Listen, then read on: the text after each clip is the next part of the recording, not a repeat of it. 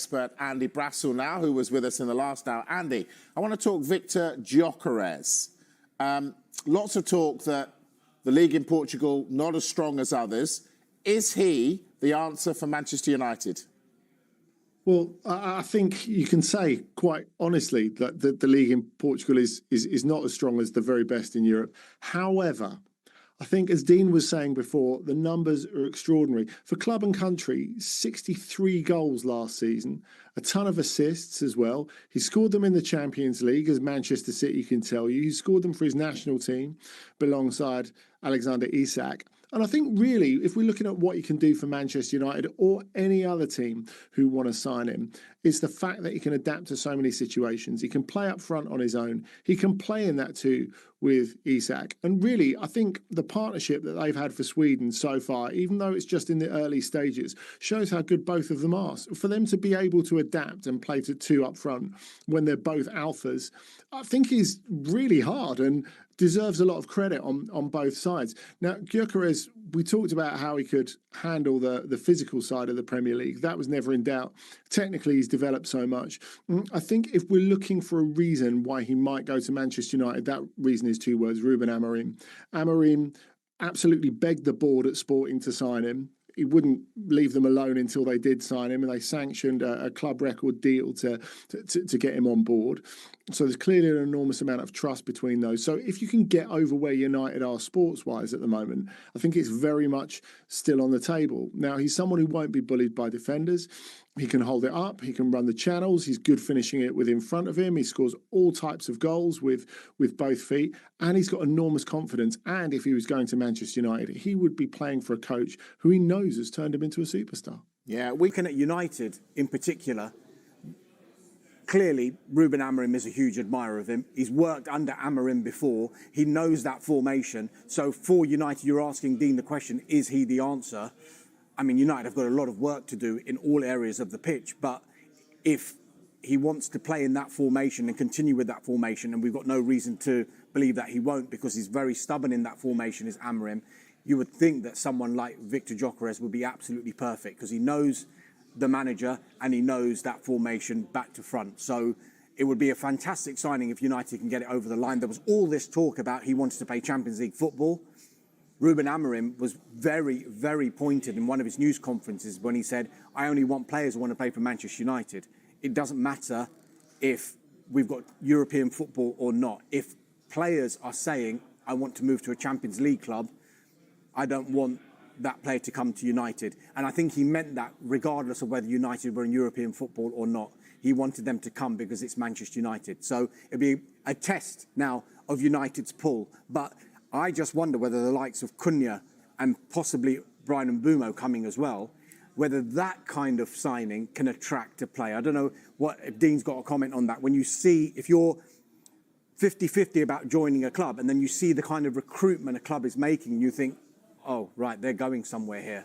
I want to be part of it. Yeah, I mean, it's normally one of the first questions you ask when you go and see the club and the manager is what are your ideas? Certainly as a slightly arrogant striker, you want to know who is going to supply you, you know, and whether you're looking to bring in other players, or is it going to be the players that are currently there? I mean, there are so many other facets that you think about when you're making a move, but as a striker, certainly, I think it is more of a draw to any player if you're seeing an Mbeumo being signed and a Cunha and those creative players, and the club are looking to improve massively as well with that. Do Manchester United still have that pull?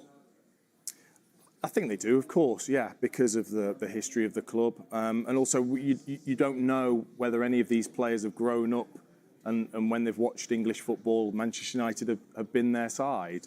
And ultimately, they can still pay the big money. And, you know, I'm not ashamed to say it, that you think of those things. If you've got two clubs looking at you and one of those is offering you a lot more money, an extra year, maybe guaranteeing you that you're going to start games. Those things are important to a player still. Should be said here, United have made initial contacts via intermediaries over Viktor Gyökeres. So there hasn't been any club-to-club contact as far as we're aware at this stage. And a lot of people are saying, how can they afford Cunha, who's already at the club? Mbeumo, who is going to cost the thick end of £60 million as well, and Viktor Gyökeres, who's going to cost over £60 million as well. Well, I don't think Manchester United, despite all their financial and much publicised financial issues, are going into a transfer window with £0 to spend. They will have a certain budget, which we understand to be covered by Cunha and Mbeumo, and then maybe they will have to make sales to be able to fund a deal for someone like Gyökeres. But if you look at the players that they're signing in Cunha and Mbeumo, is that almost a message as well to the current players who are there, who could have played in the number 10 positions? Rashford, Sancho, Anthony, Garnacho, thanks, but we're going to listen to offers for you. And I'm sure United are expecting offers for these players to be able to fund the rest of their window. Carve, what are the optics on this? A lot of people scenes at United have lost their jobs, and yet they're going in for these players. What does it look like to you, that? It's a very good question. I think the thing, though, is that with football clubs, especially clubs as big as Manchester United, they need to sign players. It's part of their business model. They've got to invest in the transfer market. It's what they do. They need players to put on the pitch to win things.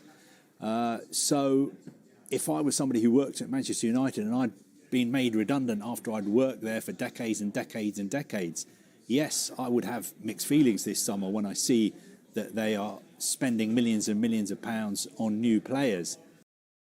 But that is the way the modern football business works. I think Ineos have gone into Manchester United and brought in management consultants, and they've been told that, look, these are the cuts you can make going forward. The club needs to be much more efficient, and to do that, we have to make these people redundant. It's really sad what's happening at Manchester United and what's been happening there for a long time. But Ineos feel they have a plan to make things better. It's going to take time. It's not going to take just one window, but they believe that they're on the right track. And if you're a United fan, I suppose you've got no option but to put your faith in them. Dean, how long has Amorim got, do you think, to turn things around? I think a lot does depend on the recruitment, the ins and outs, because it's clear that he's trying to fight against certain players being at the club and wanting to change that playing squad to suit his style. And he's been so clear about that. He's even said in interviews that the ownership knew that this was the way I wanted to play and I am not going to deviate from that. Well, if the ownership believe in him, then they try and give him the players that will suit that system. Then if we all see that and we see the players that have come in that he can use in that system, then, after 3 or 4 months, if you're seeing nothing at all when you've spent that money and helped the manager, then of course the pressure's going to be on because of the expectation of the football club. And he'll know that, though. Manchester United have had a busy summer transfer window so far, and it's showing no signs of slowing down.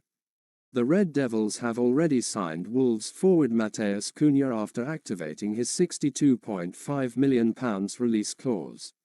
United have also signed young defender Diego Leon for a bargain fee. But a striker remains on the Red Devils' shopping list before the end of the summer.